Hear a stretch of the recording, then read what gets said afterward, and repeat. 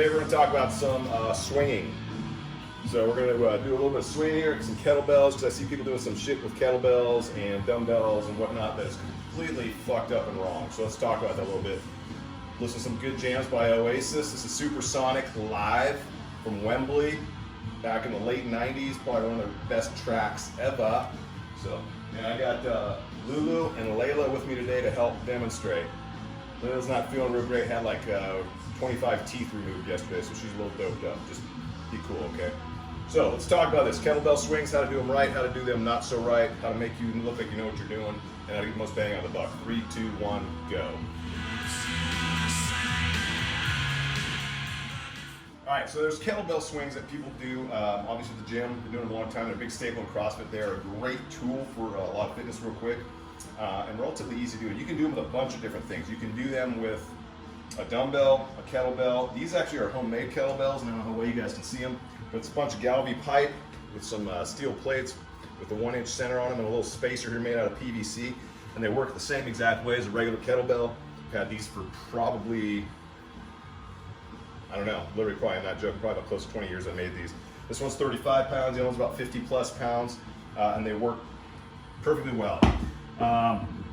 Obviously you have kettlebells that you can make. You have a dumbbell you can use, and I see people doing kettlebell swings with dumbbells all the time. A couple ways we can do that.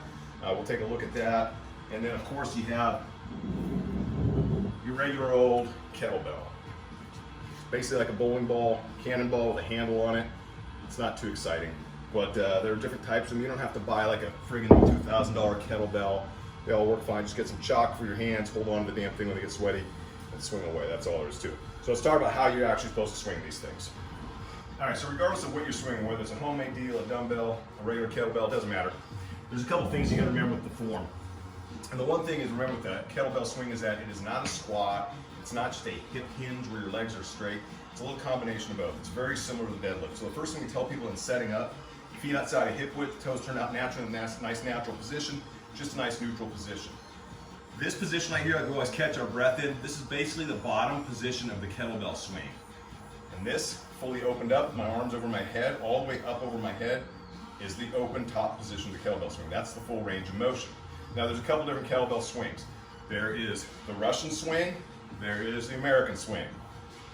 I've always done the full range of motion all the way directly overhead. That's the way I've taught it. If for some reason we have an injury, maybe we do a small one, where we do that just to warm up and get the motion down. But overall, our setup is here. So at the bottom position, this is really important. This is about where you want to be. And the reason we want this position here is so I keep the hamstrings under tension, because this is what's actually making the kettlebell go. What's happening here when you do a kettlebell swing correctly is as I fold here, I create tension on my hamstrings, my chest is up, my lower back is an extension, my arms are just loose cables hanging on the kettlebell. As the kettlebell comes from here and I drive it up and forward, it's because I'm snapping my hips and driving through my hamstrings. Sorry, snapping my hips, snapping my hamstrings open and driving through the hips. So, full range of motion on what a kettlebell swing is supposed to look like.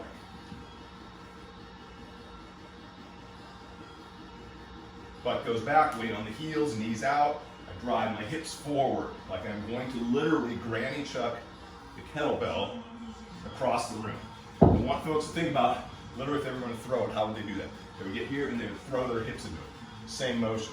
Just at the top, you don't want to be leaning back into this overextended position. You want to be perfectly vertical here, come back down to here.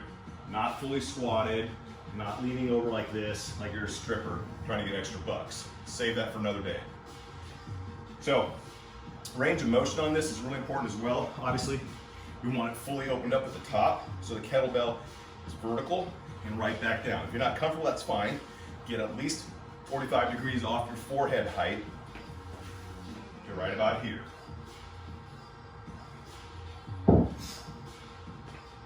One way we can tell if you're not using your hips with a kettlebell, you're trying to muscle all your shoulders, is you'll see the kettlebell actually drooping off your hands. You don't want ever, no matter what you're doing in life, want droopy bell, ever. So if your kettlebell looks like that, I know you're trying to pull it with your shoulders and there's no hips. All I'm doing here is standing up and I'm not snapping my hip, versus snapping my hip into it. The kettlebell wants to fly out of my hands and extends itself forward. So that's your coaching cue on how to make that kettlebell actually work. We have people that have problems with it. We'll actually have them tie a towel to the kettlebell handle and learn to swing like this and create that hip drive to create the forward thrust on the kettlebell using their hips. Hamstrings, loaded, hips. Hamstrings, hips. The arms are just loose cables that come right down to the inner thigh, connect here, and then snap back forward with the hips. Don't try to muscle it. That is the wrong way. All right, so let's say you don't have kettlebells at home, but you do have a dumbbell. A couple ways to swing these things. One I like, one I don't like. The one I do not like is actually holding the dumbbell by the head like this and trying to do it. In fact, I'm not even going to do it because it freaks me out so much that I'm just literally going to have to slip out of my hands and go shooting through my wall. I don't like that. It just doesn't feel secure. I don't care how much chalk you get on your hands, which you don't want to over chalk. You want a nice little layer on there. It still doesn't feel secure, especially when we start sweating. So one I like to do is literally just hammer grip the handle. Your hands will be a little staggered, not a big deal. I hammer grip the handle, same range of motion.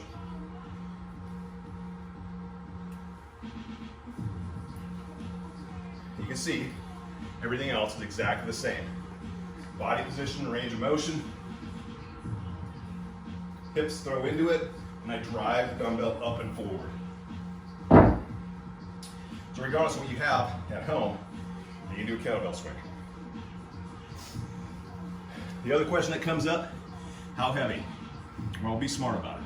Initially when you're learning this, it's not a bad idea to use that Russian swing and use just the hips to get the motion down to here, working in a lighter kettlebell. Because of my lower back issues, I don't go heavy with these anymore at all. I used to swing a 75 or an 80 pounder regularly, now maybe 55 at the very most. No, you're fine, stay here. You're fine. People can walk through the neighborhood. I know, it's upsetting, I get it. Very upsetting, I know. Okay, yes. Yes, they can walk through the neighborhood, it's okay. So now just because of back issues, I tone it down a little bit. 45 pounds, 35 pounds, that's plenty for me at this point in time. I would recommend starting out with something light. If you're brand new, literally 15 to 20 pounds. If you got a little bit of experience, work your way up for 25 to 35 pounds. Ladies, that's a good working weight between those ranges. And then for guys, anywhere between 35 to 55 at the most. You don't need to go much heavier than that. Now another way you can mix up the kettlebell swing is doing a single arm swing. Really all the same exact mechanics. You're just gonna have the body canted a little bit. And this, obviously, you can't go straight overhead like you would with both hands on the kettlebell, because the kettlebell's gonna wanna flip over on you. If it does that, it's gonna land on your head and crush you and kill you. Your family's gonna find you in your garage or your driveway dead. Not cool. So, with a single arm swing, you might be just above the forehead, cant the body a little bit, and again, same concepts apply. I'm using my hips and I'm driving into it as much as I can. And it's really important with the single arm swing that you use your hips, because you know you can't muscle that thing. There's no way in hell I'm gonna muscle that kettlebell up without using my hips. So this is where you really learn how to use your hips. You can start with a lighter kettlebell, start working into swings. Here, just develop a hip movement, and then as you get comfortable over time, now you get both hands on the kettlebell, and you've got the right movement down pat. You can integrate these into a workout in and of itself. I don't know, do a 200-meter run and 20 swings, 4 or 5 rounds of that. You can pick up a kettlebell and do 100 swings for time. There's all kinds of stuff you can do. Tons of internet resources out there, just look for them. And pick out something that works for you and get a lot of bang on the buck. You're gonna build some muscle, burn a lot of fat, jack the heart rate up. Great exercise. So again, there's your intro to swinging. This kind of swinging, the other kind I can't help you with on this channel. And doing it right. If you have questions, please hit me up. If you got more questions about strength and conditioning, programming, getting fitter, faster, stronger, looking better naked, check out my links. I have my entire Centurion Strength and Conditioning manual up there in my links in PDF ebook format, as well as through Amazon. You pick which one you want. There's also a 12-week strength conditioning program up there that just lays out a 3-month template for you to follow of strength work and conditioning workouts all built into one. So plenty of resources. Even if you're a cyclist or you're looking for dietary stuff, they're up there. I might actually know what I'm talking about. Probably the best coach you never had. So anyhow, got questions, reach out. Otherwise, hope you have a great day. Stay fit, stay strong, and don't forget to swing. Peace.